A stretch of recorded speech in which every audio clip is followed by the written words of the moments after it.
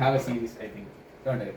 So the main motivation for doing this is to ensure like base for communication between people working in different domains. So the thing is like, if suppose I am working on the robot and someone else is working on electronic, some sensor integration or something, if I say to them the cost map is not loading, so they will not, if they have been only working on electronics, they will not know what a cost map is, what that implies, what they might need to check, things like that. So there is an effective communication breakdown. So I think like there's some amount of basic common foundation for everyone working is anyone working in anything, even in web development or electronics or mechanical design, something, everything. I think this amount of basic robotics, I think everyone should know. So that is the motivation behind doing this. So today, like, we are just going to start with very basic. So we are going to see about kinematics of a mobile robot.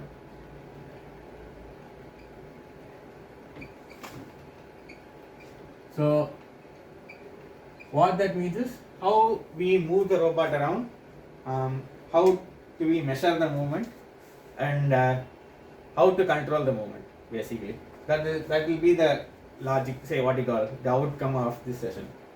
So let us begin with theoretical part. So there is some amount of difference between the theory, which will be mathematical completely, and implementation, which will be algorithmic, and after that, after the algorithm, we have to go to the code. So I think, and there are limitations when you go from theory to code, because the data types will be different, the how you measure will be different, the things like that. So we will actually see those things. Okay, so I think it is very important to have a strong theoretical background and good mathematical background for robotics. So some topics I would suggest everyone to have very good background in will be calculus, linear algebra, like statistics. These three things you have to know as a robotist. So I think that is one basic thing. So okay, let us begin with the theory for the robot. So there's a motor, right? So the motor, let's assume we can control the speed of the motor. Okay, so speed of the motor will be, let's say, angular speed. So it will be omega. Okay, you can control that speed of the motor. So with that, we will attach the motor shaft to a wheel. Okay, so the wheel will rotate along with the motor. Let's say this is a normal DC motor. So if you, let's say, have a setup like this, or let's forget the motor. Okay, we only have a wheel. Okay, and the wheel is supposed to rotate at omega. How do you model, and you are keeping it on some flat surface, how do you model the speed of the wheel? So how do you model this? Let's say this is how it is set up. This is a very basic. How do you model this point's speed v with omega? Simple concept. How do you do it? Omega into radius of the wheel. Okay, yeah, you have to have the radius of the wheel, and this v is r omega. But there is a very big, what you call, assumption which goes on here. What assumption is it? Omega is constant. No, omega not constant. Let's say omega of t. Okay. Now v is also of t only. It's an instantaneous value. So whatever omega of t is, v of t will reflect there. We have to do in reactor, I guess. No, we don't. It's okay. We are saying this is v cap. Okay, and omega is in direction. So it will be correct. So there's another very important assumption. Think about it. If this has to be true for the surface, yeah. Friction. Surface is linear. Now friction, surface is flat.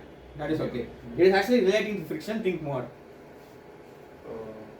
Because of friction, velocity will be like decreasing. But that is. No. Don't think about it like that. That's no. We are. Heat.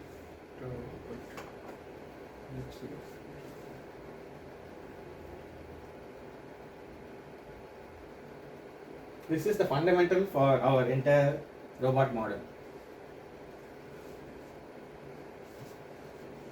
Relating to friction only.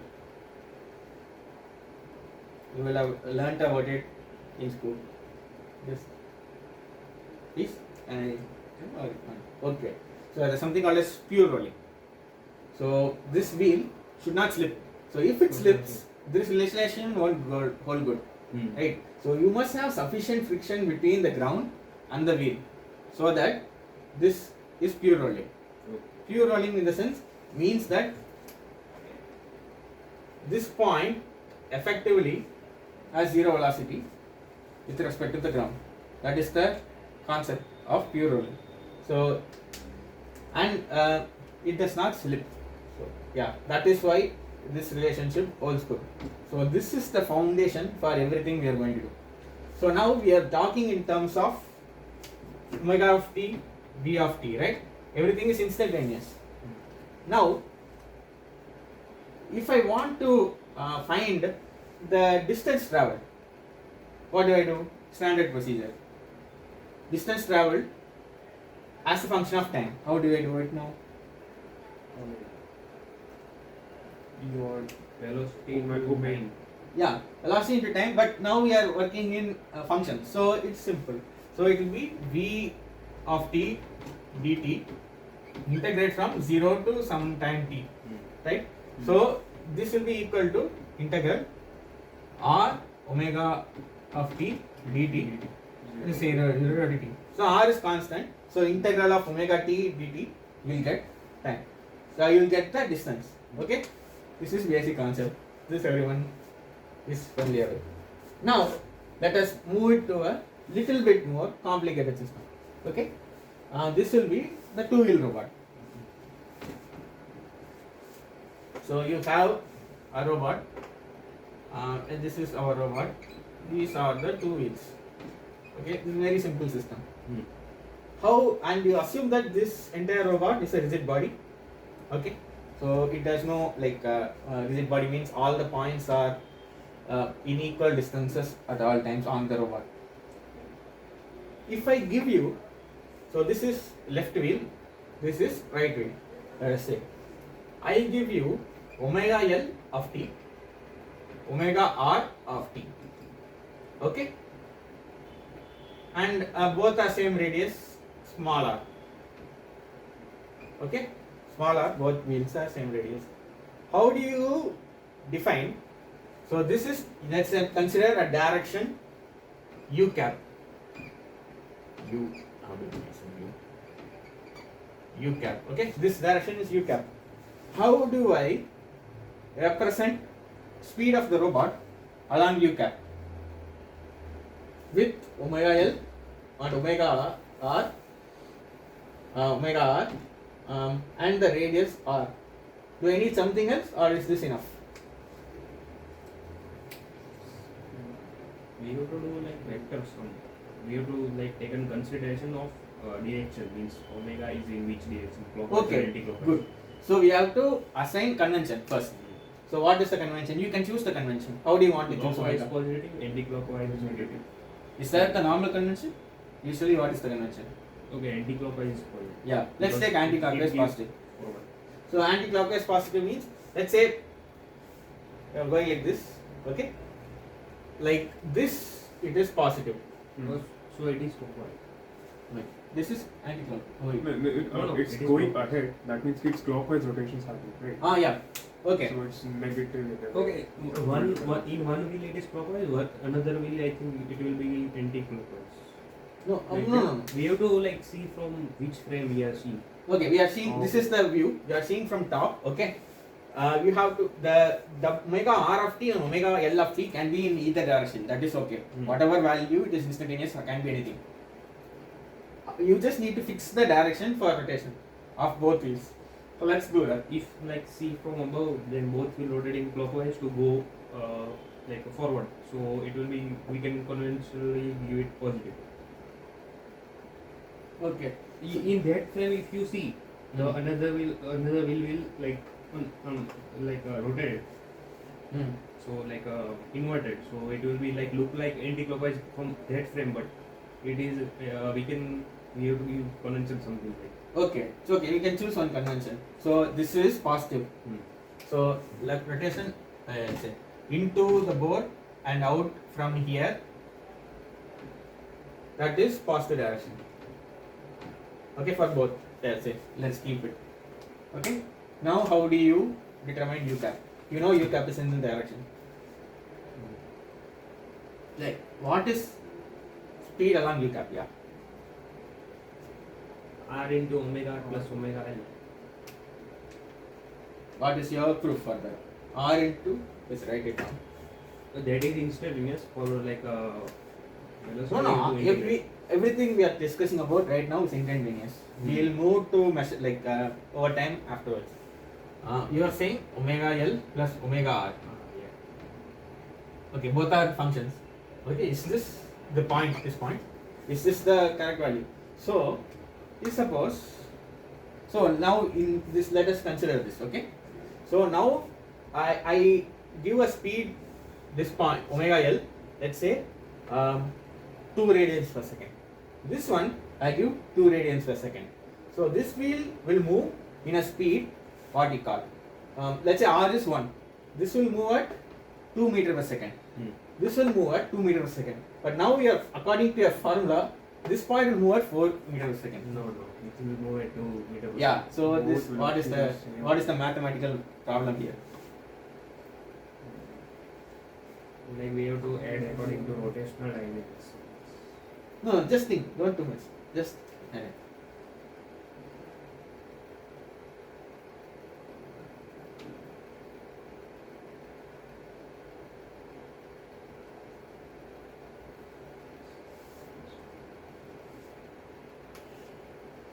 This point is in the midpoint between the two wheels. Yeah. I think we have to take distance into consideration. So we, from wheel's center of mass and that point, I guess. Yeah, no, this. Okay, one more thing. Yeah, today we are discussing about kinematics. Okay, we don't need to worry about mass today. No, like I am talking about center. Okay. What do you mean? Center mass of this? No, center of wheel and this point, which is the center of like robot. We have to take that distance into consideration. This you are saying this width. Yeah, but half of that. Like. Okay, fine. You can keep this capital R. So how will this relate to your equation finally?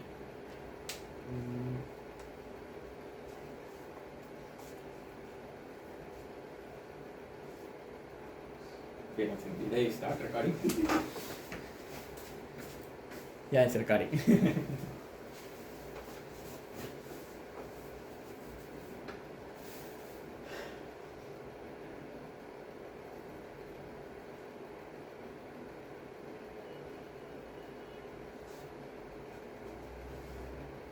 Okay, I'll give you one clue.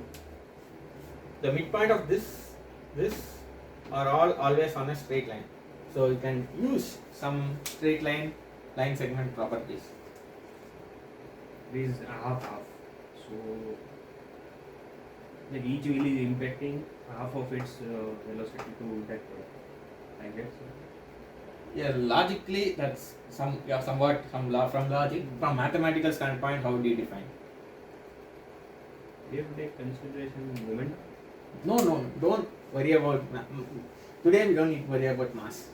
I think for this type of differential drive mobile robot, you don't need to worry about mass at all. It's a static system. Dynamics you don't need to consider.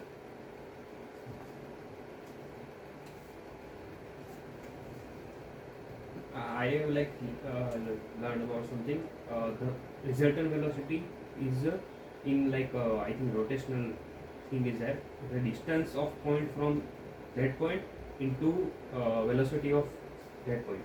That concept, I think something is there, which we bring. Let's see. We have to take consider the distance between that 2 points to find the resultant velocity. No. Okay. No, I don't think that is how. No, I don't understand. Can you tell it mathematically? Can I write it as an equation? So, what is U? You tell me what to use according to you. This is current U, which is wrong. But what do you say U is? I think that's U should be R integral 0 to T, right? No, this everything's instantaneous. You don't need to worry about integrals. Okay. You're not gone. You don't consider mass. Don't consider overtime. Everything is instantaneous so far. Okay, I will. Okay, Okay, so U should be R sum of velocities omega L plus omega R divided by 2. okay. That is the correct expression. But how do you get there? Like probably because we have to take the average resultant speed. For example, if the left wheel is spinning at 1 radian per second, consider small r as 1. Right is spinning at 2 radian per second, so resultant is 3, but it's not exactly 3 because from right side we're getting 2, from left side we're only getting 1, so the resultant should be the average of the 2. No, average. That is not a mathematically full expression. You have to use. in that case, robot will not go in straight direction. It turns. No. Right, The two. beauty is, it will turn. Like if omega r is not equal to omega L, it Yeah. will turn. But we are considered only about u cap. So we haven't talked about the turn. So yeah, u cap won't matter. Yeah. So mathematically, so this is a line, straight line. Okay. So let's say this point is x comma y. This x1 comma y1. This point is x2 comma y2. So since we have a constraint that this point is the midpoint between these two, we have normal midpoint formula for Cartesian. So it will be, this point will be x2 plus x1 by 2 divided by 2 and y2 y. plus y1 by 2. y1 by 2. So the beauty is now, if you take a differential of this, the change in x1 and change in x2 will also have the same ratio on here. Correct? dx1 plus dx2 by 2. This u cap, in here this point. It will Yeah, be 1 by 2. So now we are considering, when you are considering the speeds of both the points, the same thing will hold true. Correct? The change in x1 and change in x2 will reflect, okay, let's say this is x3 comma y3. x3 comma y3 will be the change in delta x3 comma delta y3 will also have the same relationship as it will be delta x2 plus delta x1 by 2 and delta y2 plus delta y1 by 2. So We have to see like with respect to x1 change of x3 and with respect to x2 change of x3. Like that. Like we have to see the change of x3 with respect to change in x1. x3 with respect to change in x1 will not exist because this is a straight line. Those will be 0. So okay, this consideration. So it's so now because it's a midpoint and this is rigid, you can make the consideration. This equation will work. Okay. Here, there is a very good thing. So now we have just find out about u cap, but that does not capture 100% of the story. We are missing something. So if omega L is not equal to omega r, what happened? Like turning Rotate in either either direction. of the direction. Okay, let's consider a turning direction. Okay, let's keep anti-clockwise turning as positive in this way. Okay, let's keep it this way. How this is omega r by L. This will be how to what I can use this something omega z. Okay, omega z. How will you write omega z? Like this. Like you, how do you write omega z? Thus, and another question. You have u, right? Do you have a v which is perpendicular to you? Will you have, let's not v, let's say horrible, yeah, or w, okay? Will you have a w cap? Can you make these two wheels rotate in some way to get a w cap? Speed along w cap. Is that possible? I think we have to stop that upper wheel and rotate down to. No, but that is rotating in that area. Yeah. Is it possible to get w cap? But resultant or with help of No, fields? no. Over time, okay. Instantaneously. We are talking only about instantaneous. Is it possible to get No, doubly cap? no. No. Okay. So omega z is only possible. Hmm. So this system is not what do you call 3DOF, but it acts in a 3DOF plane. Plane is 3DOF. It can move in x and y and rotate, but it is not independent 3DOF. So that is a limitation of this type of differential drive robot. So we cannot move in doubly cap. So how do you express omega z?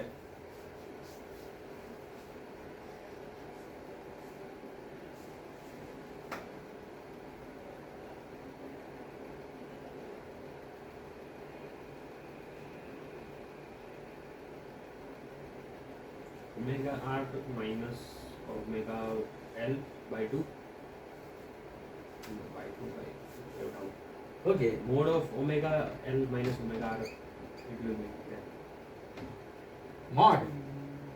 So it will be positive regardless. You can only move in one direction. No, in either direction. No, like I am confused. Like, I have to minus omega l from omega r or omega r from omega r. No. Okay. Is this correct? Are you saying it can be either omega l minus omega r or omega r minus omega l by 2? And by 2 is, I am not sure. It will come out. Okay. What is your reasoning? Whatever you say, you should have reason. Because one wheel is moving at slow velocity and another is like more velocity. So if this one as much as this wheel will go in more velocity rather than this like robot turn that much faster. So that is why there is a difference between them. Okay. There will be a difference component. You are right about that. Will it not? There is no R and capital R in this equation. In this equation, there is no capital R. But in this equation also, there is no small r or capital R. So are you telling me if I keep like a tiny 1 centimeter wheel and give speed, same speed as some 10 centimeter wheel and same speed, both robots will go at same speed? Will rotate at same speed, do you think? No, the small wheels are take more time to rotate. So it should depend somehow on small r. And another case, you have a small robot, the width of the robot is small, and another robot width is big. Which will be easier to turn? Small. So it also depends on small capital R. So this is not correct.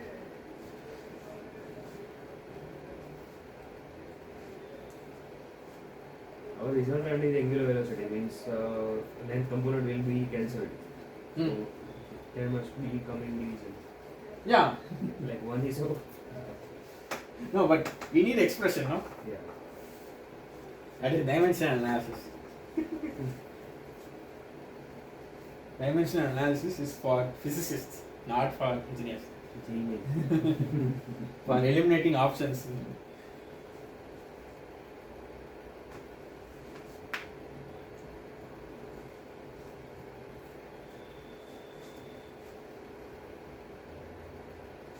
You think about it mathematically. Think about everything mathematically.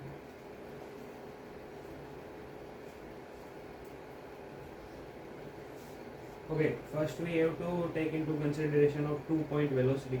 The one wheel is having, but you have to consider 1 point at one wheel, and Okay, that point velocity- at this wheel. Okay. yeah, and another at second wheel, Okay. and their velocity, their respective omega into multiply by their what we can say radius Okay. of the wheel. Okay. After that, we have to apply same concept of omega.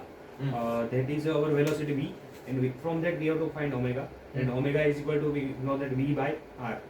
So that will, we have to substitute velocity of both wheel, and that will give us the expression. Okay. Okay, alright. So now what we have to do is, we have to find about this axis what is the speed. Yeah, So like let us, in second case we have to take consideration into distance capital R. yeah. The Well, velocity at that distance. yeah, right. So how do you do it mathematically? So now we have to find about this point what is the rotation. So we have to find initially relative speed of this point with respect to this point and this point with respect to this point, right? Linear also. Yeah. So to get relative speed, what you have to do? You have to let's say sorry. Just move this. So to get relative speed, it's going to be quite simple.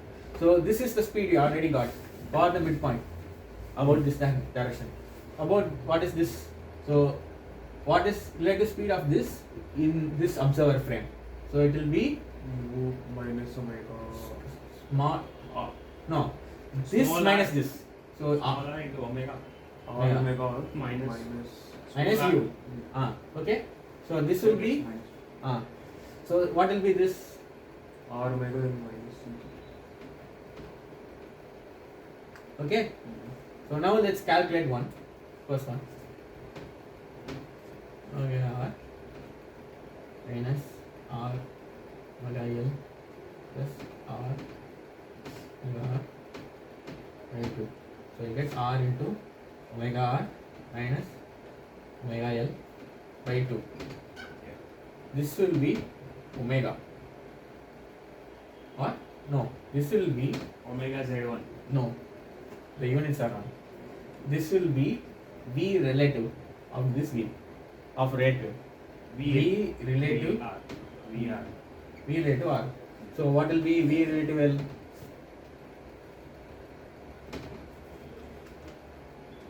It will be same thing. Yeah. L minus R in that case.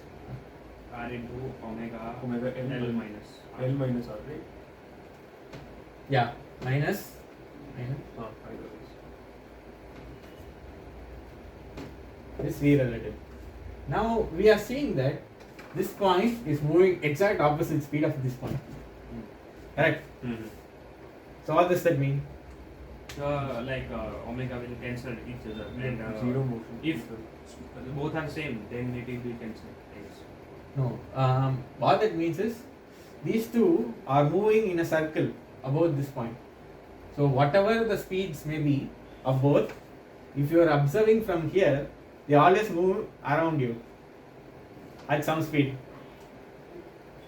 These 2 points are always revolving at the same rate. With respect to center point. Yeah. Yeah. So that's beautiful. So how now we got VR? How do we get omega? Now we have know that we know that it's a perfectly circular because this is perfectly negative of this. So it will be this their way or Yeah. So radius of velocity. radius of robot. Yeah. So this is omega z. So what is the multiplier here? It is capital R by small r by capital R. So this is the basis for our entire robot. Everything relies on this. This is the fundamental mathematical model of a mobile robot. We are assuming many things: pure rolling,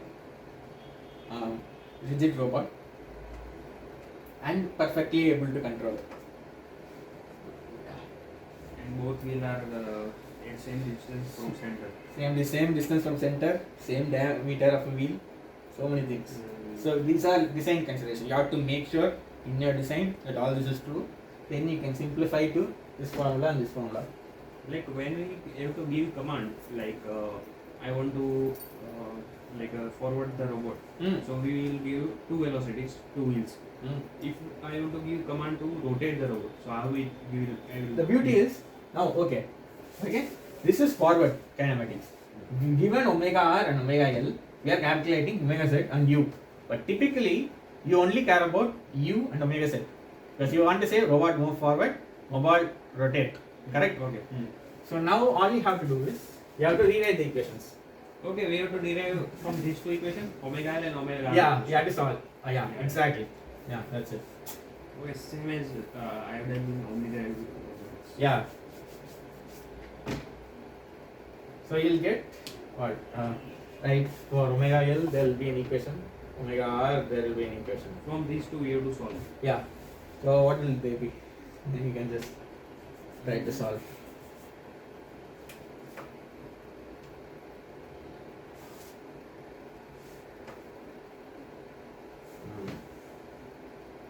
substitute one and No, we have to solve two equations, two variables. Now we'll keep these two as variable, like constants, and solve it. So r omega z r into, I should have got the equations prepared. I just there you go, plus r omega l plus omega r.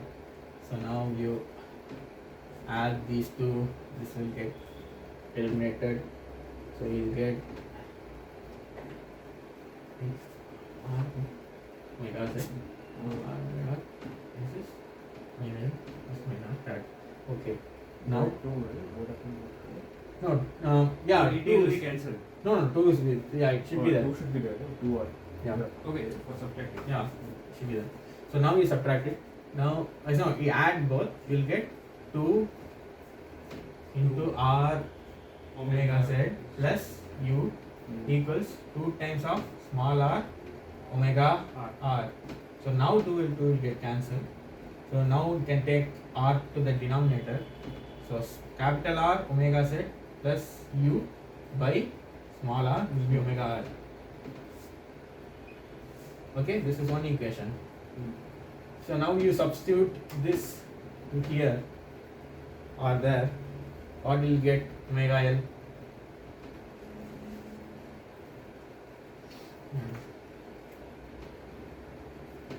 2u minus Omega r. So r will get cancelled. capital R omega z plus u. Minus brackets. minus Omega. 2u minus r omega z. divided by small r. Right.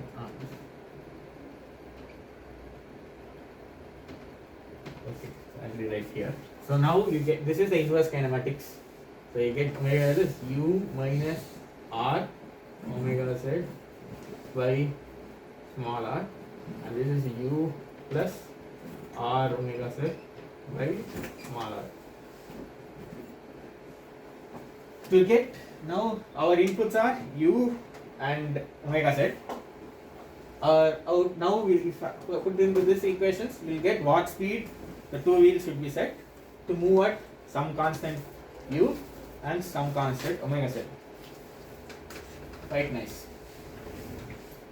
So now with all this mathematics, there is one great intuition which is there. Can you tell me how is the motion of the robot always? There is one thing about the motion of the robot which is beautiful in this case. Can you tell me what it is? Like some from the equations we can tell, or just by I should rephrase the question. There is always a shape the trajectory of the robot will take. What is that shape?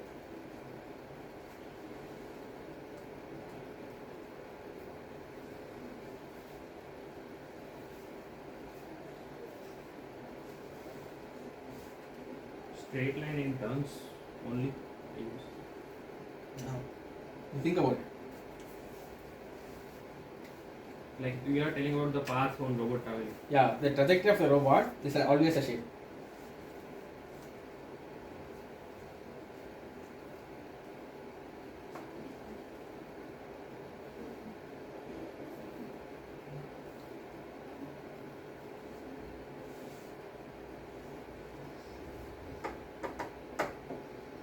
Parabola. Is it a parabola? Will it satisfy like that?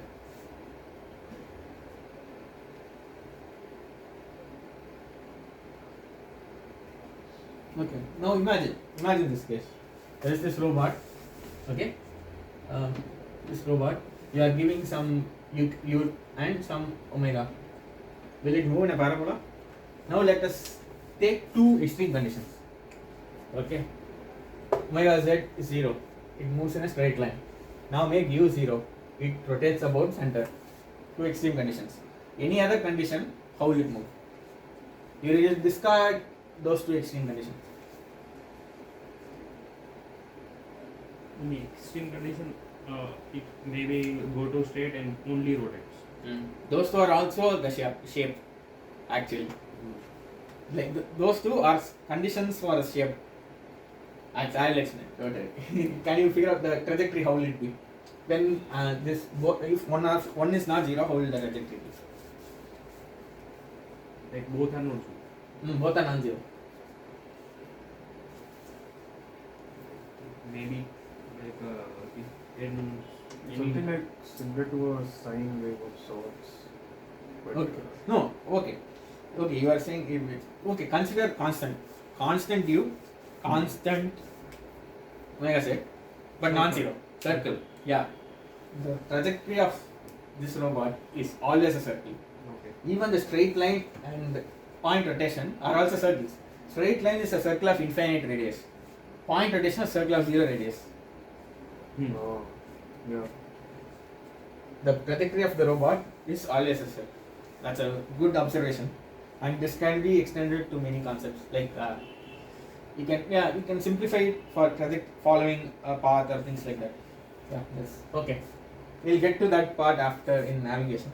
So yeah, this intuition you have to have. The path of the robot is always a circle.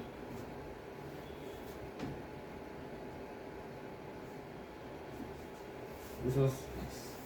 Now let us move to the next step. Now all we have done was instantaneous, and the circle was the little bit of the next step. Now we will try to calculate the location of the robot with this, like knowing the omega t's. Odometry. Odometry. It's odometry. How do we do estimation of the location of the robot? That is called as odometry. We'll do the theoretical part and implementation part a little bit afterwards. Because implementation is quite different from theoretical part in this. Not like mathematically. Okay, yeah, we'll discuss when you get that. Don't worry. Like, is it done by only from the knowing the motion of wheels, or we have something else also, like sensor or? No, in this robot we don't have. Only with knowing the wheels, and we are correcting it using ADA. But those parts we'll get to later. So we are assuming pure rolling. In the perfect world, we are now in the perfect world. Pure rolling is happening. How do you and all the conditions are before the assumptions you made are true. How do you estimate a part of a robot? So let us start by making some conventions. Always start any mathematical model with convention. X, Y. Okay? Our robot for ease of calculation, let us assume is at origin. The midpoint is at origin. It's right here. We are going to excite the wheels at omega L of t, omega R of t. After some time capital T, it ends up somewhere. Okay.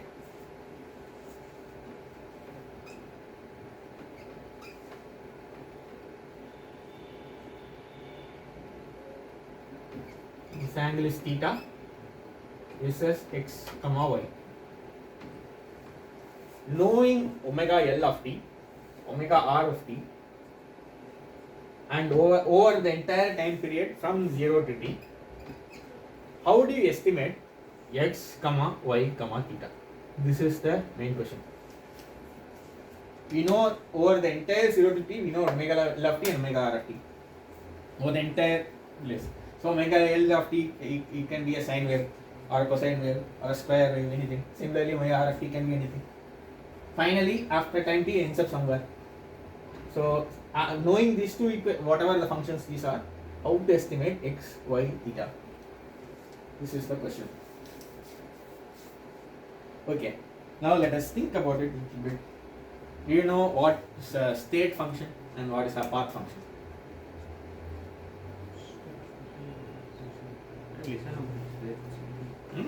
I have listened about it. Yeah, in thermodynamics in school they would have told. So yeah, can you like at least from the name, can you intuit something? State function, path function.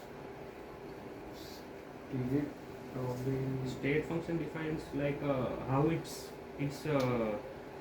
states means its parameters changes instantaneously, and maybe path function is defining which path it follows. Like the function defines how its path shape, and the state function is parameters of the robot, what we can say, particular thing No. which how varies parameters. No, you know what you think about in terms of robot. Generally, what you can intuit from these two terms. So okay, maybe it's been too long. I'll just explain. A state function is a simple function. Input, output. That's always for function. That's always the case. So a path function is determined on how the path traveled. The function will change. So here you cannot say just with the final velocities. You cannot say the location, or you cannot say with xy theta. You cannot define a path. You cannot backtrack. Correct. In some cases, you can backtrack with the final thing. So that is the difference between a state and a path. Like this is a path function. Xy theta, the final answer what you get equals something. That function will be a path function. So it is a determinate xy theta finally will be determined by the path the robot takes, not the state of the robot at every point. That is the meaning. A state meaning input output is quite simple. You give input, you get output, and the output with the output you can get back the input, something like that. A path is determined by how everything changes, everything comes together, and the path determines the output in a path function. Yeah. So from path function we cannot identify the input from output. Or we only identify output. Because that robot can, the beauty is robot can move like this and get here, can move like this and get here, it can move. No, it depends on the path.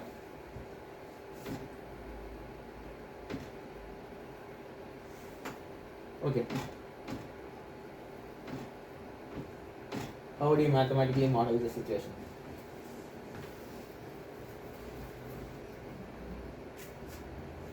Actually, you get a notebook and also think about it. We can cut out video, don't worry. I think it is very important to have the mathematical formulas.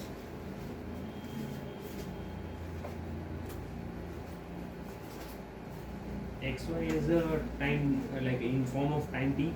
Yeah, the same variables you had before. Small r, capital R, omega L, omega R. After time capital 0 to time capital T. And between that is a parameter T. Oh, sorry. It's okay. Sorry. It's okay. I don't know where it is. I see it down.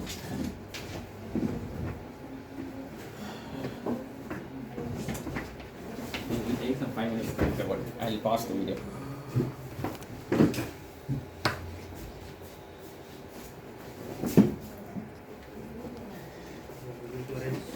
Okay.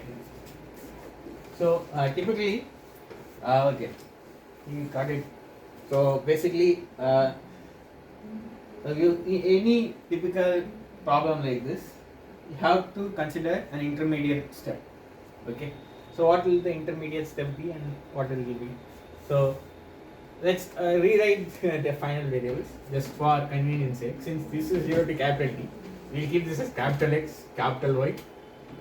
I don't know, this is a capital theta. Okay, and the intermediate step is small x, small y, small theta.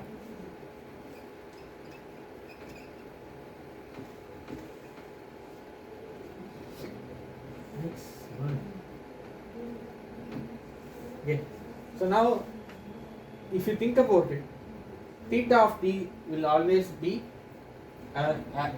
theta of t. What will it be? That's the question. We can determine theta of t will be independent of xy. Yeah, it only depends on the angular velocity of robot. Yes, it does not depend what direction robot is facing. It will always be, yeah. So how will you write it? Theta of t is integral omega z of t dt. Right, 0, let's say this is some time t. So our final one will be, so theta, capital theta will be 0 to capital T of this. So for small, this intermediate theta also it will be like that, right? So this intermediate theta of t will be 0 to small t of omega z of t dt. Okay, this intermediate value. So why do we need? Oh, so now we have intermediate value. So xy, the thing is, our velocity is always in u direction. So there will be two components in x and y now because of theta, and that will be related to theta. So with respect to our u, with respect to x will be what? U cos theta. X component of u will be u cos theta, and y component of u will be u sin theta. So this theta, which is already this. So how will you rewrite? X of small t will be integral 0 to small t u cos theta dt, and y of t will be integral 0 to t u sin theta dt. Okay, so u is from our previous expression, omega r into omega r plus omega l by 2, that is u, and omega z will be r small r into capital r minus capital L, say small r into omega L minus omega r minus omega L by 2r, 2 capital R. So those two expressions you put it here and you can get this one. So this is a from 0 to small t. So if you make it the same thing 0 to capital T and perform all the integrals, you will get capital xy and theta. Okay. So this will also work if the starting point is not 0. So if you start from xy, your integral will be whatever t this is, from that t to that t. So it will work for everything. So this is the mathematical model. So I just write it out. This is the volumetry model basically. How to calculate x? It will be integral of. Actually, you first calculate theta. Theta will be integral of omega z dt 0 to t. X will be 0 to t of u cos theta dt, and y will be integral 0 to t u sin theta dt. These are our final expressions. Now the question arises, how do I do integration in a microcontroller, and how do I do integration on a computer so that I can calculate volumetry? This is mathematical model. How do I write this as code? My t is not continuous and my measurements are not I cannot measure exactly the values. So what do I do? So now this is about the theoretical part. I think the theory part is over. You can get the speed of with the speed what you want to go. You can get omega r and omega l, and whatever happens, now we are able to get the final theta xy. So now we are able to estimate the location of the robot, as well as if you are able to control the speeds of each wheel, we are able to control the speed of the robot itself. Those two parts are done. Now how to do it in a real world? That is the question. So how do we control a motor? Let's start from there. Finally we'll get to volumetry. How do we control a motor? What are the different ways of controlling? Let's start with DC, small DC motor, normal DC motor. Like it's mostly depends on motor driver. Direction and pendulum generally is there, but sometimes it is in like 2 pins for direction and 1 piece for pendulum is there. Okay. Like pendulum controls the RPM and direction controls in which direction you have to move. Okay, but that is PWM. We want to say, I want to go at 1 radians per second. So that we have to like set. We need an encoder for this. Okay. Like so to specify particular velocity. Like for constantly, like if we want that constantly it moves at that velocity, then we need to usually there are ticks, right? There's a tick count here. So one tick shows one rotation. How much time it takes to do one rotation. That is given by number of tick count. So if you say 1 radian per second, so that tick count can be established according to the formula. Usually, okay, what is an encoder? Let's start from there. What does it encode? What is encoding in the first place? Like it's map the revolution of one revolution to some wave Pulse. or like pulses. Yeah. Like according to its specification, it generates that much of pulses. Okay. So we can measure it on the microcontroller speed. Okay. So how do you measure it on a microcontroller? And what concept do you use? Like? In that we have two outputs of encoder. One is enough for knowing the RPM, but the second is used for direction, like which pulse is going up, like before second pulse or after second pulse. According to that, we can measure the direction, and from number of pulses arriving on like each time, we can estimate the RPM of the motor. I have one question. Can't we tell the direction? We are controlling the motor. Can't we tell the direction based on our input itself? So I am giving some the 1 0 to the motor driver, right? And it will always make that direction. Why do we need to get direction from the encoder?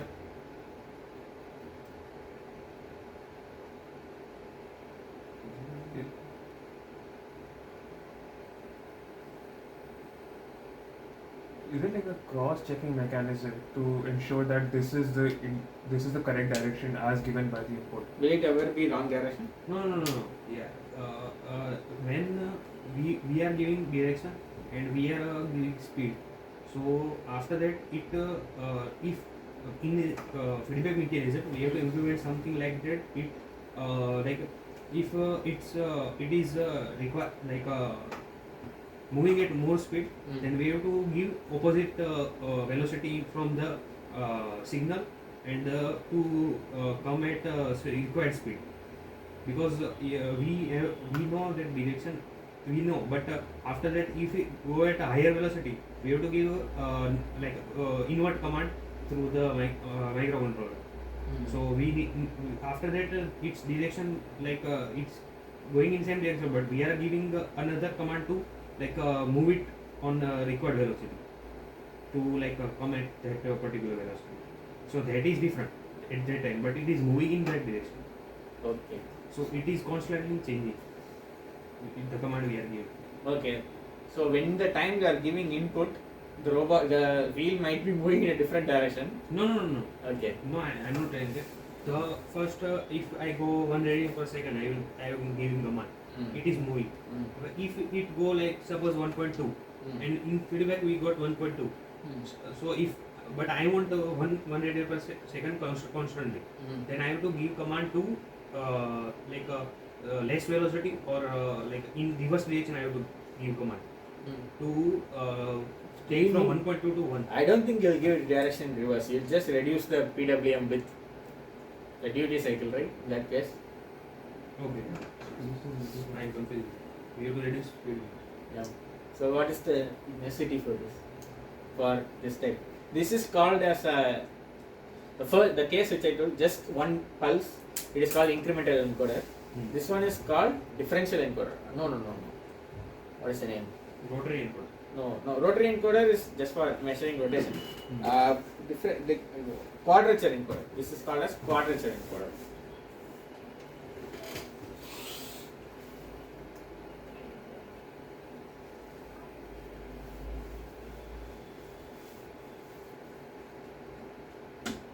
Why are people doing this?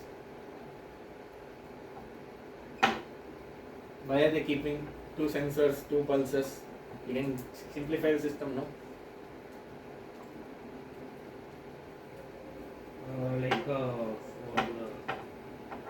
Okay. I think the thing I have implemented in that we are increasing the pulse count and decreasing the pulse count according to direction.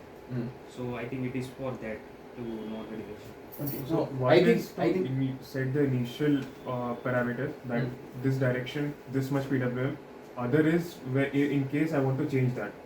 So Okay, actually, okay. This is probably for people who have no background in this, but you do have some background. So I'll probably explain what an encoder is. Yeah. So basically, an encoder is a device which will produce a pulse while the robot wheels are rotating. So it is basically a sensor which is attached to the motor to estimate rotation. So it does that by there is something called an optical encoder where there is a light source which is there, and the opposite there is a detector. So there will be a sheet in between which will have black spots and white spots, and based on that, say, like a black spots and transparent spot. So when the black spot comes, there will be no signal received here. When transparent spot comes, light will be received. So it will cause a pulse. So it will determine the motion. If it moves quite fast, the pulses will be fast. When it's slow, the pulses will be slow. So that is how an optical encoder works. There are different kind of encoders. Something called magnetic encoder is also there. They'll keep a magnet here and a Hall effect sensor here. So when you rotate the magnet, the magnetism, the value received by the Hall effect sensor will be different, and with that also you can estimate rotation. This is what is called as an absolute system. So you can determine exactly what angle it is even when you turn off and turn on again. So because the magnet is always polarized in some way, so it will always be, when you turn it on, the measurement will happen and you can exactly say I left off in this way. But in the previous case of optical, when you turn off and turn on again, you cannot say, because you are only seeing light is there or not there. So with that you cannot say where it was before, unless you remember where it was before and it didn't move when it was off. So those conditions are there. So that is called as an absolute encoder. So what the optical encoder which I told, the light source and the sheet and the receptor, this is a simple system called as incremental encoder. So it just sees whether the signal is coming and you can increment in some direction based on the input. So the motor will go in one direction. So you can give the motor, if you give plus and minus one way, the motor will rotate one way, minus and plus in another way, rotor will rotate the other way. With that you can determine direction yourself, and based on the values you can determine the rotation. But there is another type of this encoder called as quadrature encoder. That is what we are using. The question to the guys was, why do we use that? Can't we get it done with the incremental encoder itself? So let me give some feedback, some background on the quadrature encoder. It is the same as a incremental encoder, but two of them are there, and they are kept in a position such that when one encoder value, this will be the signal. If you are rotating the motor at a constant speed, let's say you are getting a square wave like this from one encoder, the other encoder will give a value which is like this. So they are orthogonal. So what that means is, if you consider this like a sine wave, okay, it will be like 45 degree to that. It is phase shifted by 45 degree. That is 45 or 90. Sorry, 90. I'm very sorry. Yeah, it's 90. Okay, my 90 only. Sorry, I made a mistake. 90 degrees. So that is how it is. So this is a quadrature encoder. The question now is, why do you need this, and how do you determine from this what to do? And what's so special about?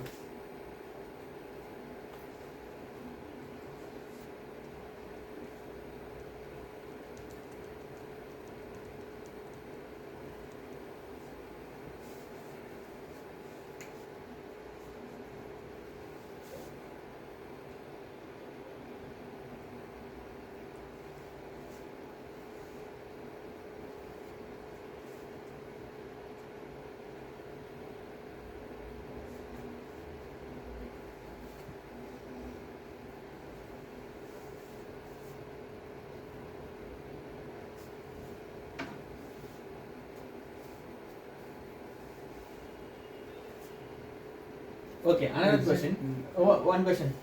How, so your microcontroller, how do you detect these pulses? What is the mechanism behind which you detect the pulses? Like, do you detect the high values or the low values or when it changes? How do you detect? We are detecting, I think, rise Rise and fall. rise or fall. You can choose whether it's detected rise or to detected fall. Correct? Yeah. The final answer will be related to that only. It's like because it is 90 degrees out of phase, there will be two possibilities. One is when the first encoder is in fall phase, but the second encoder is still in high state. In the sense that one encoder is in low state, other is in high state. So that is one case. Other case is the exact opposite. And basically, when fall for the first one happens, the second phase is still in its high state. Okay. So Okay. First, let's name things. This is encoder A. This is encoder B, and this is, let's say, clockwise direction. Okay. If it's anti-clockwise, how will the signal be? So this will lead this. So let's keep this constant. So this will lead me.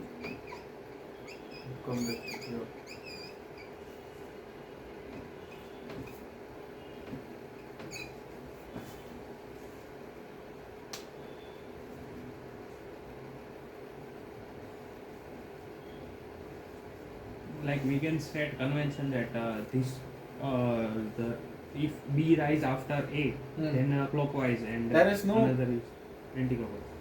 B rise after A.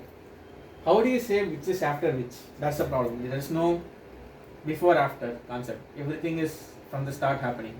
No, we can check one condition that if A in high state and B rises, then after one condition is there. Okay.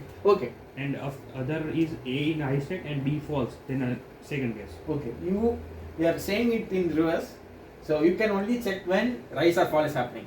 So what you said was, if B is in high state, say A is in high state, B falls. Don't think like that. When it is rising, what is the value of A? But it is, I think, same. Yeah, same. But you are not able to see the high state is happening over a long time, but you are able to detect only rise and falls. So at that time only you are checking. Right? Just both are same, but semantically, like how do you say it is different, no? Because You are telling that at the rise or fall, what is the state of another encoder? Yeah. Okay.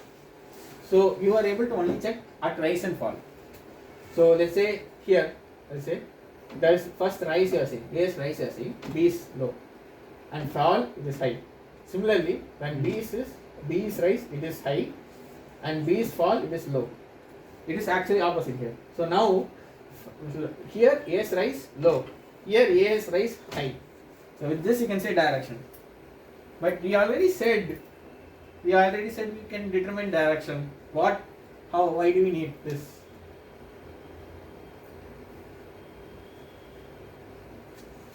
What else? We already can determine direction based on input. So why do we need this again? We are missing one key component, but it's quite like not intuitive.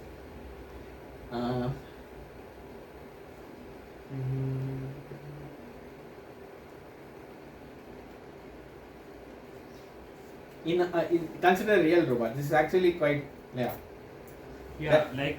Based on the direction, not particular direction, but I thought also that we have to measure the what we can say pulse count. Pulse count we are adding, and per minute we are measuring the RPM. Okay, no. We'll wait till pulse count. That is part of it, but that is not the entire part of it. Okay. What you are saying? Just tell. Okay. What is your concept? Tell again. Sorry, I interrupted. I think based on the direction, we have to increment and decrement pulse count to measure the RPM. But based on the input you are giving, you can use that also to increment and decrement, no? Yeah. But these we have to do constantly, right? In time. So we are assigning it separate function. But suppose at that time my microcontroller is running some other thing. No, But interrupt is the beauty. We are using interrupts for this. No? Yeah, Interrupt, everything will exactly. stop and this will only run. Yeah, like, it is in interrupt only. Mm. So at that time, a transmitted signal is Actually, you don't need to worry. Oh, I was just leading you down the wrong direction. Okay. The thing is, you can't do that. This is actually better because your input is not the only thing that is happening in the real world. Someone can push the robot around, move it around. So those cases, you cannot determine direction based on an incremental encoder. If someone moves it, or if something happens and the wheels get stuck, you cannot say, and it gets stuck and it bounces off in different directions. Something like that happens. You cannot say, right? So let's say it's rotating fast. It hits something, because it's rubber, it can deflect a little bit. So you cannot say. In those kind of situations, we need direction which is properly measured. Exactly with the logic. High and low, you can say direction. When it high rises, what's the value of other? You can determine direction immediately. There is also another advantage. Can you tell?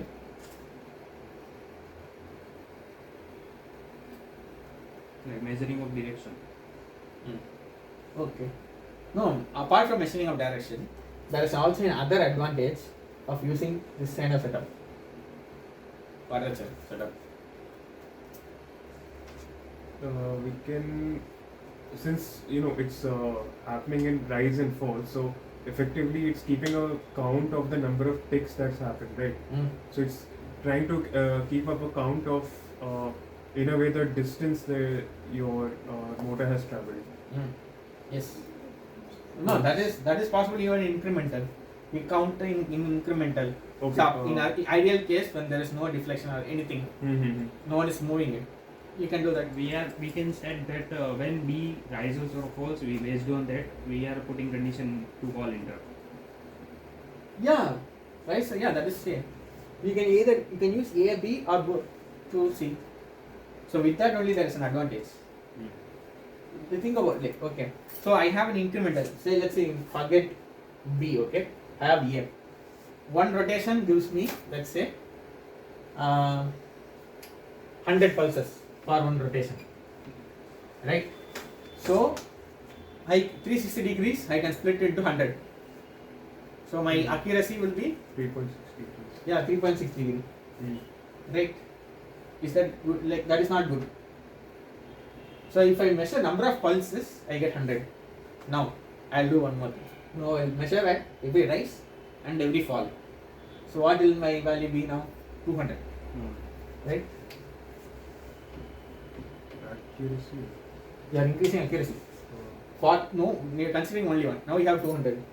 When you put in B, what will happen? Rise and fall of B also.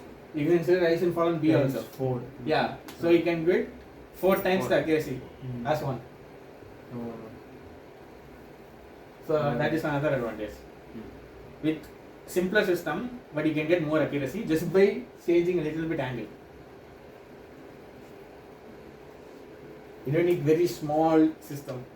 Larger system itself, But that thing is required means calculate the angle at which the wheel is. No. Yeah. Why is it required? Go about it. No, angle is not required. What angle currently wheel is required.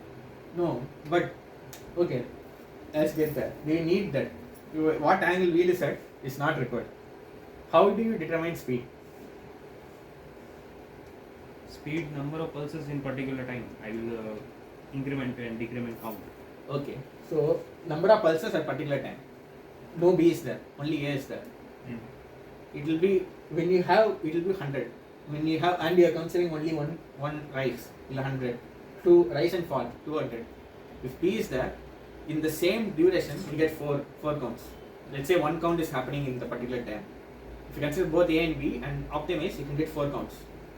But I can if I suppose only A and if I count each rise and I got the suppose number of pulses divided by number of pulses per one revolution. Mm. I got revolution, and that I will do in 60 seconds only every time. Mm. If I do that, I can get RPM. What like I don't need of also not don't need of calculate fall and also B for speed, particulars in speed. No, now you are not thinking about how we do. Like, you imagine this robot. We are going to set the speed, and you want the robot to move at that speed instantaneously. So if I say move at 0.3 meter per second, that is converted to omega L and omega R immediately. And that omega L and omega R have to be gotten immediately. Correct? You have very less time. How do you do that? If you're saying your measurement is working, after some time it will somehow get to that speed after 60 seconds, but you are doing it very fast. So we have to check for speed calculation. We have to check every rise and fall of A and B. Yeah.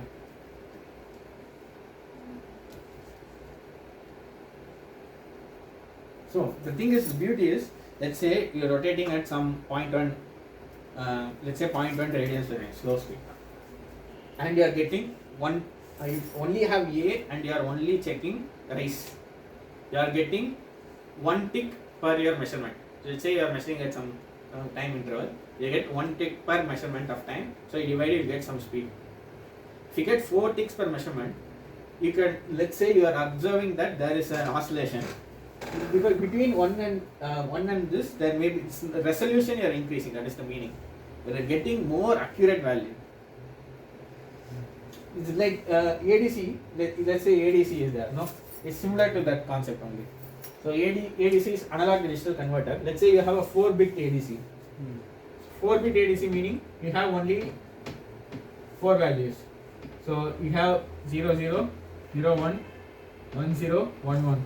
That's it. So these 4 values, so if a 5 volt, it's 1, 1. 0 volt, 0, 0.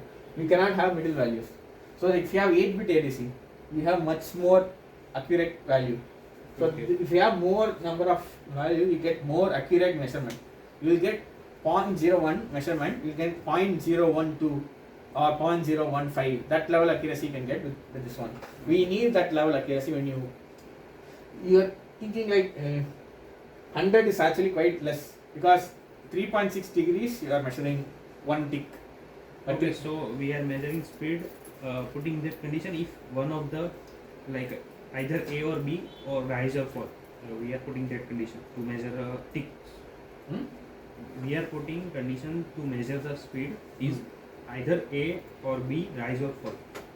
Like we are checking for condition. Either of that satisfy, then we increment the round. No, there is a logic for that. Actually, let's simplify a little bit. Because explanation said we will simplify a little bit. We will only consider rise for both one. Now you will get 200, twice the accuracy, right?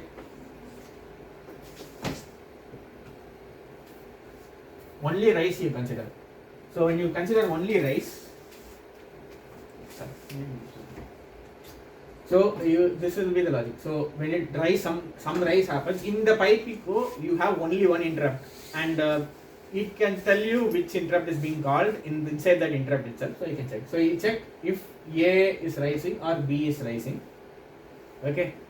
So inside that you check if B is high. So A rising, B rising, B is high, B is low, A is high, B is low. Right. So now based on this you can assign plus or minus. So now A is rising. Is B high? B is low. So this, let's say this is positive and this is negative.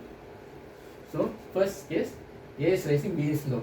B is low, you plus. So you plus here, add here. Similarly, if this case happens, A is rising, B is high. So you will minus in this case. Like that you assign. There is also another problem. This will happen if it's very minute. What will happen if there is an oscillation about 1 point? Again and again.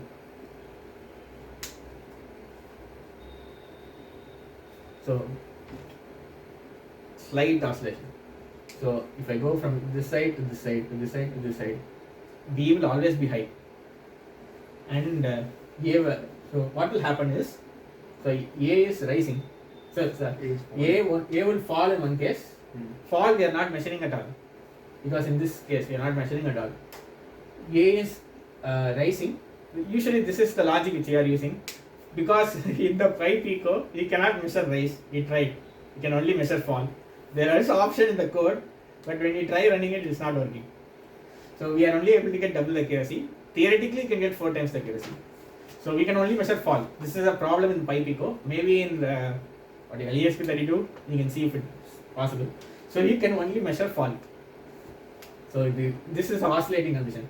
So you go here, it falls, come back, it rises, go back, it falls. There is no motion. It's only oscillating. But according to this logic, what happens? A is falling. So okay, we are considering only rise. So okay, so we change to fall. In line with pico. A is falling. B is high. Plus plus. Go back. We are not measuring fall. Go back. A is right. A is falling. B is high. Plus plus. It's oscillating, but value is increasing. This was a problem which he had. This was a long time to fix. Not long time. I was stuck for like 1 day. Because I didn't realize this was a problem. How do you fix this? You are here. This will be solved if you are measuring. Okay. How do you solve this? In this condition. Like, let's forget about rising. We have only fall measurements. And this happens. So when it oscillates, what your robot will think is it's just increasing. Always. Oscillate means moving that place again and again. Like this. Not even motion. There's no motion at all. But still inside there's some oscillation. This is noise coming which causing it to be stuck there. Yeah.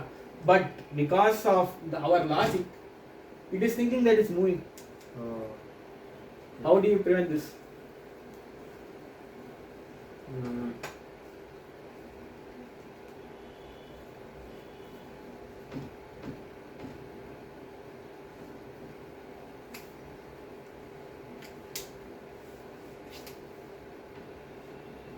We can only measure the fall value with pico, right? Yep. This is a limitation in pi pico. So I don't know. If you had tried, yeah. And if it's stuck at oscillating, does it mean it's stuck at A is falling constantly? No, A falls, A rises, A falls, A rises, but it doesn't move. Since we cannot measure rise, we cannot say. Like A is rising, falling, but B is same state every time. Yeah, because it is oscillating. B is high only. So B is constantly high. So because B is constantly high, it will think that it is moving forward.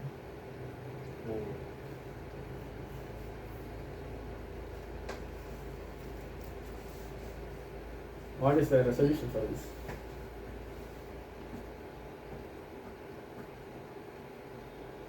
Now, don't think mathematically, think programmatically. How do you write code to solve this? We left the world of maths. This is implementation. This is a real life problem.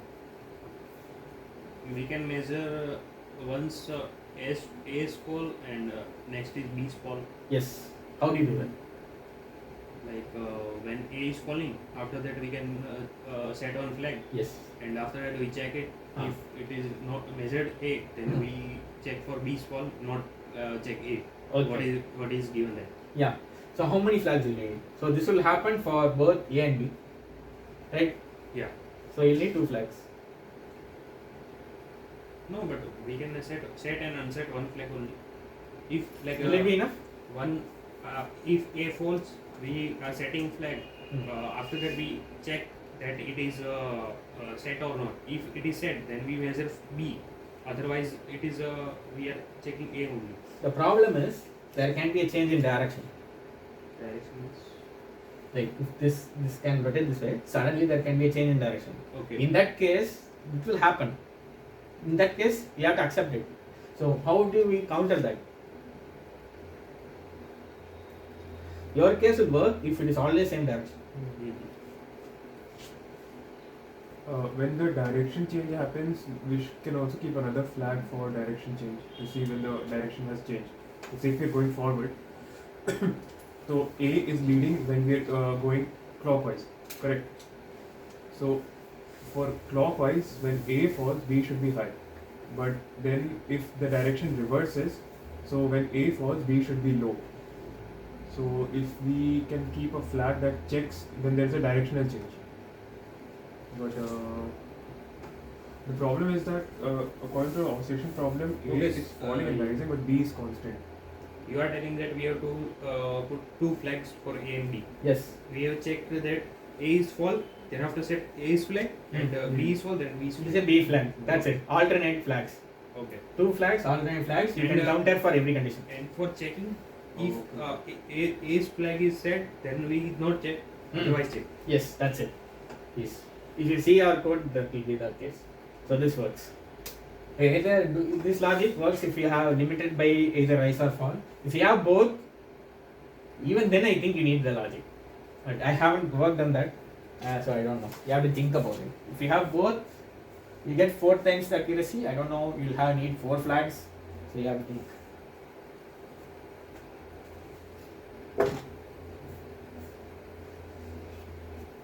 Okay.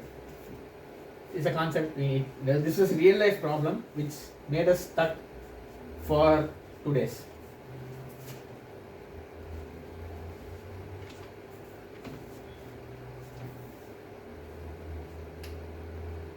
So okay. Now how do you measure speed? You got the ticks. You add and subtract. And how do you convert that to speed? So yeah. We have a count per revolution C, capital C. This is one time you fully rotate. This is how many times the signal will come. Say the pulses will come. You have C, capital C. Counts per, Revolution. like in one revolution. Yeah, one rotation you do, the value of when you apply the previous algorithm, the value you get the value you get will be capital C. How do this is C, capital C. You have your instantaneous measurements always running. Firstly, we measure the counts first in specific time duration. After that, we divide by that time and divide it by firstly we divide it by pulses per revolution, which is like a property of encoder. Yeah, this is capital C. No. Counts per revolution, pulses per Yeah, revolution. but that is some value which we dividing each time to identify number of revolution from the pulses. And after that, we divide it by time to get RPM. There was this thing, right? That number of counts. The number of ticks show one revolution. Right? How many number of ticks confirm one revolution? No, yeah, that is C.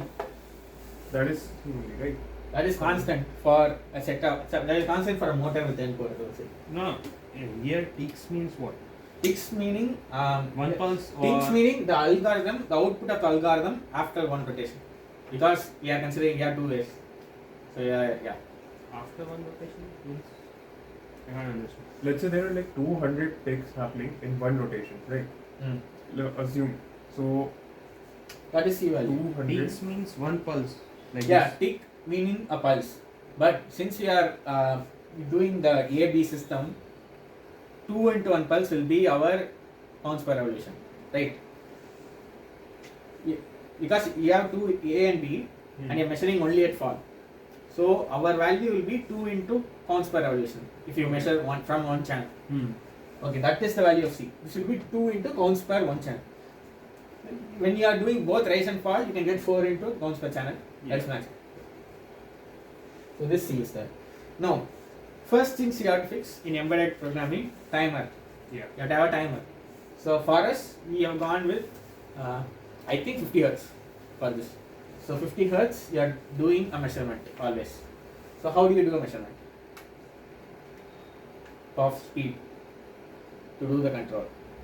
We increment the count which is coming from the logic we set, and if from that we increment or decrement from that logic, and after that we divide by our total the pulses per revolution 2 times counts.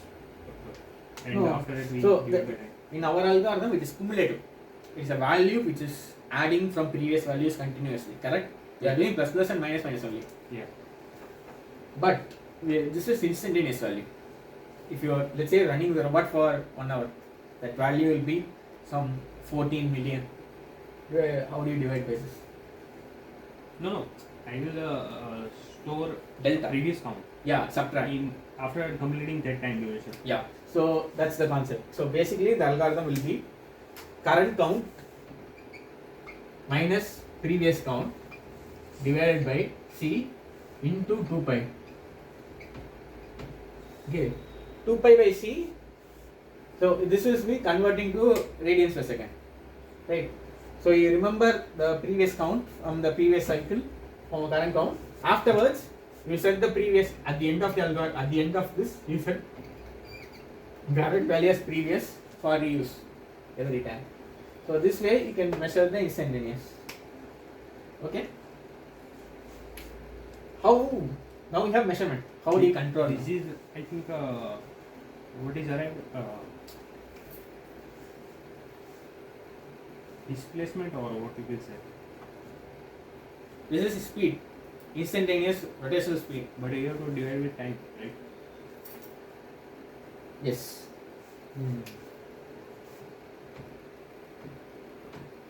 This is determined by your timer.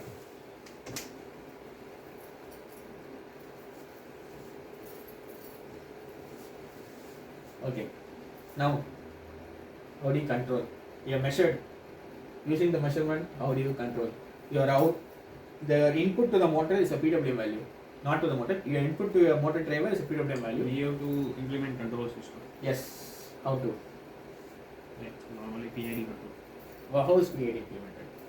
It takes the current value we are giving and feedback value. It takes difference of that, and we have to tune it for some constants. And based on the difference of our values, it requires the speed we have to currently send in order to get the targeted speed. Okay. So how will that be? The first thing is our required value is calculated. After that, it goes to PID algorithm, and the feedback value is also coming in. Okay. In between it process and transfer the required. Okay. So I will say required this R or omega required. This is omega measured. To make it simple. Okay. PWM is the duty cycle. What is this equal to? How do you set?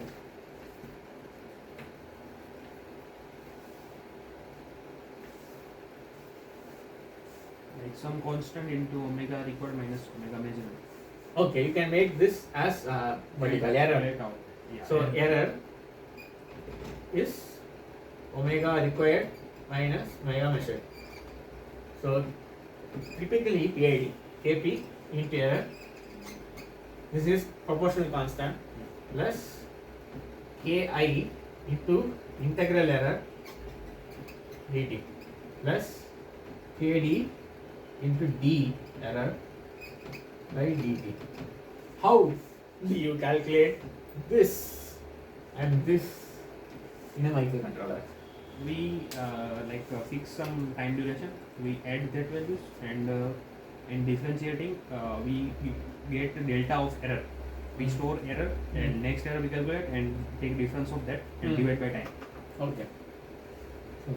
So this you keep a sum always. You multiply that with delta t. Because of some, we have to keep that constant very low, and KD we have to very tune it for. Don't worry about constants. Constants is always some tuning you have to do. But is this okay? We have to for proportional we are putting directly error, and for integration we have to implement Q type thing that first in last out thing. We have to take and remove from front and add it, and in the Why do you need that? Why can't you do for all this? like all values it will be cumulatively very large, But you'll have negative also. If it overshoots. no, that's why I am removing last value come like next value is coming, we remove the first one which is like inserted.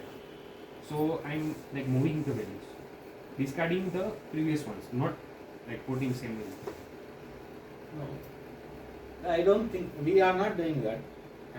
Yours is a different algorithm. I think maybe some people are using KI, but typically you don't discard the sum at all. You just keep the sum always. It will always get back to 0 because when you overshoot, the negative values will add to the sum and make it 0.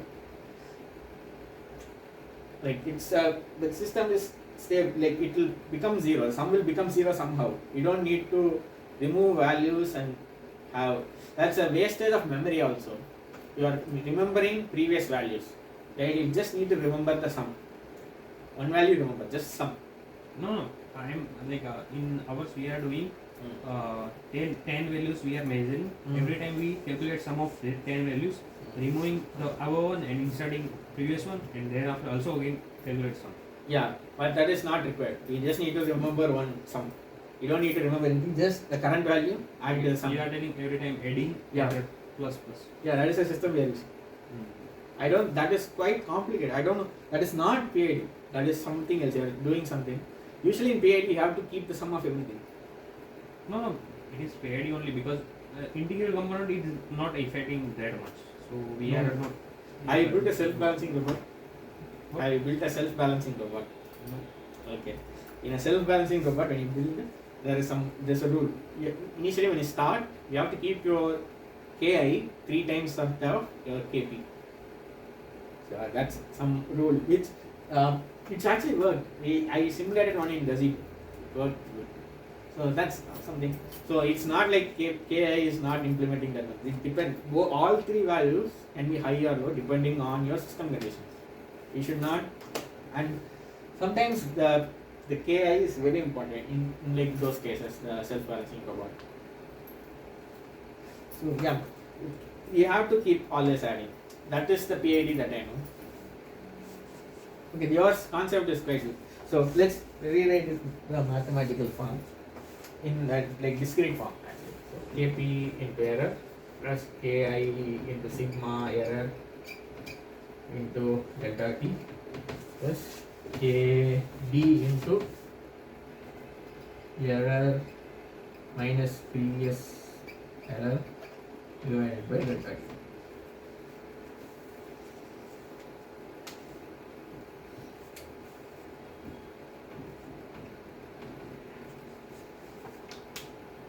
This way I set the PWM. Actually, in our robots, will you say they work fine? The new one, do you think it works correctly according to speed? Yeah. You're not doing this. What? You're not doing PWM equal to this. What do you think we are doing?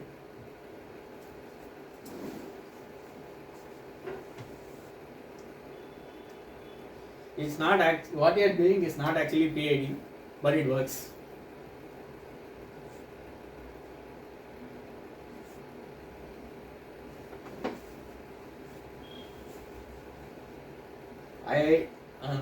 I myself don't have an explanation, but initially when we started doing this, it worked fine. So we just kept on doing it, and it continues to work fine. Like it maybe anything like increasing slowly velocity and decreasing. I'll tell you what we are doing. We are doing PWM plus equal to this. So depending on error, you increase or decrease. You don't set based on error. So you don't have to do tuning. No, we have to do tuning here also. But this is our algorithm. I don't know how this is different from regular The equation is same. This equation is same. But instead of directly assigning PWM, we are doing PWM plus equal to. So the previous value, whatever is there, this error is increasing or decreasing the previous value, not setting the value itself. Yeah, like we in our case we also have not done like directly equal to PWM. We have done one thing. After calculating this value, we assigning one more constant. It is mapping PWM values to this calculating value. Okay. You can make KP, K, KD as some constant which does your mapping. Yeah. No, not that one. Like we are assigning another constant k after calculating this and assigning that to kilogram. No. That is okay. So here KP, KD is there, no? You are saying we are multiplying that by K. That K you can multiply inside. So the KP inside the KP itself, right? So yeah. But this is different. That we have to observe and calculate these things. Yeah. But we are doing something different. I want, this is working. I don't know why. So I want what do you think is going on? I haven't thought too much. Now I am thinking. Why is this working? This is our robots. So equal to see like you have tuned everything according to this. So it is working. That's why it is working. But if we assigning some other constant and do that thing according to that, we have to tune constant at that type of that. Like according to that. In this one we also can remove plus or equal to and put equal to, but we have to tune again. That also works, I think. Both are fine, I guess. But there is something inherently different, no? What I think is going on is we are not doing PID, we are doing PIII.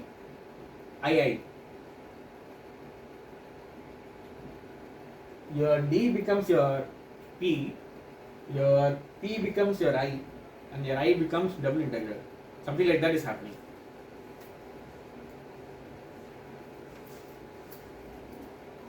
But every time you are not adding, here you are adding, but it becomes negative also. So we are subtracting. No. That is also part of integration, no? The integral can reduce also. The curve can be, what is definite integral? Signed summation of the area under the curve. So negative doesn't matter. Integration. So this is what I think. We are not doing PID, we are doing PIII. I think this is my hypothesis, and it's working. PIII is working.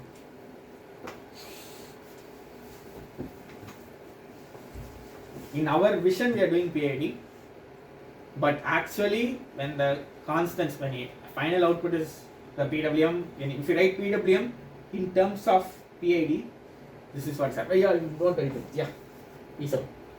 Don't think too much about it.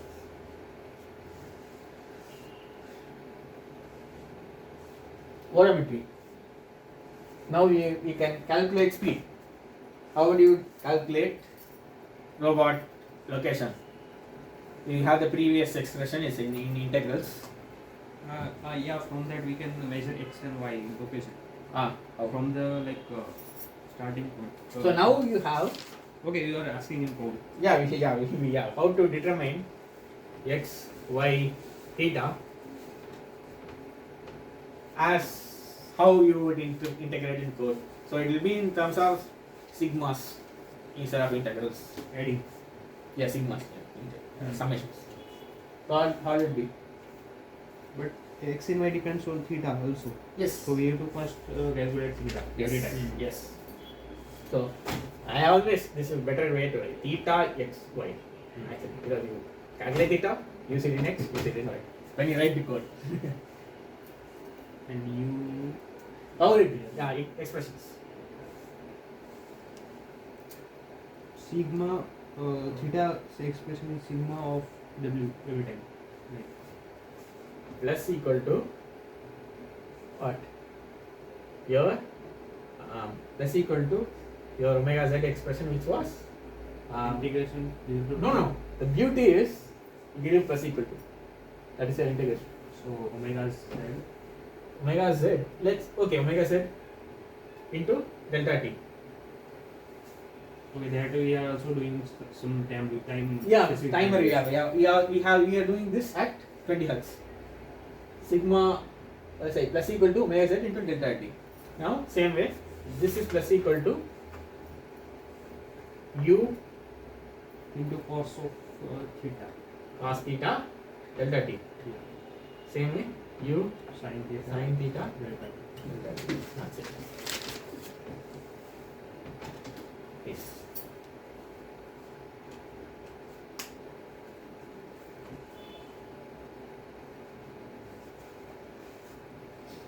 So that complicated integration in code It's quite simple. But okay, calculation of omega z, you install that. This you are getting from measurement. This is not your input. So previously it was input, now this is measurement. Measurement meaning we are getting from encoder. Which one? No, this is not input. Usually what you give your u, you give you get your u and omega z. You get omega L, omega R. You give control. Robot moves. From here you measure omega L, omega R. From encoders. From here you are getting theta xy. Okay, from encoders we have So to this again u- calculate u and omega z, Yeah, and after that we have to get Yeah, this exactly. one, these things. yeah. Because this is different. Because the control is not perfect. This is measured. You just write m measured here. M measured. This is not your input because input also you are giving this. So you have to make a distinction.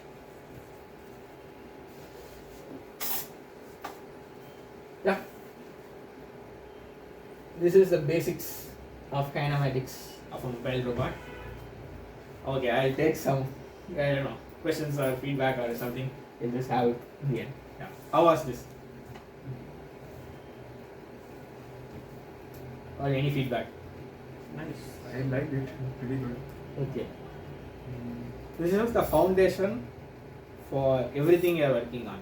Like I think we have spent 2 hours. Yes. So if I will do from internet or something, I need 2 days to understand perfectly all Okay. things. Okay, you feel that way. That's very good. Because this was like a very good brief summary of all the workings of the Because code. obviously, if in project also, if our seniors are telling something, that is far more different than we have learned from our own. Mm. So the main key takeaway is think theoretically in the beginning. When you write code, try to apply it. Always think theoretically.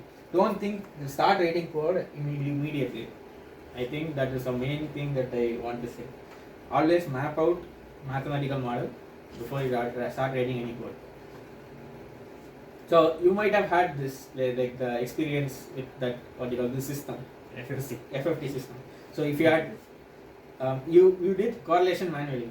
So if you had thought about mathematically in the beginning, you would have caught that this is happening at O of n square. This is going to fail. You have high numbers. So I have to make it n log n. Things like that you will catch beforehand.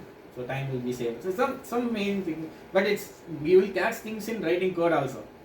But you are just improving your process a little bit, and this is more rigorous.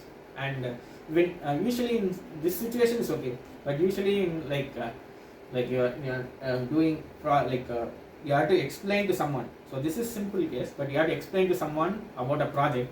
You can only explain in theory, so you have to have a good theoretical background. Everything should be analyzed. So then only they can give you money or time or let you do something. So yeah, that's quite important thing. Okay. Any other thing? Okay, let's end it.